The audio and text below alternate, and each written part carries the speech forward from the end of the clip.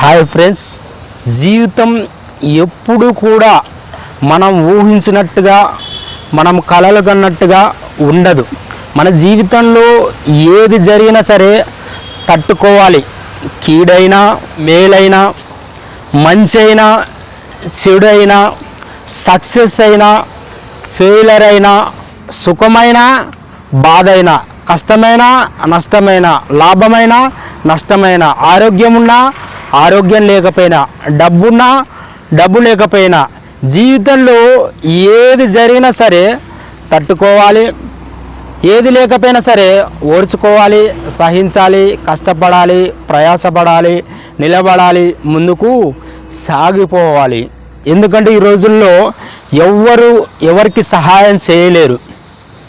నీ దగ్గర ఉన్నప్పుడు నీ దగ్గరకు వస్తారు, తింటారు, వెళ్తారు, కానీ ఎవరు నీకు సహాయం చేయరు. కాబట్టి నీ కాళ్ళ మీద నువ్వు నిలబడాలి.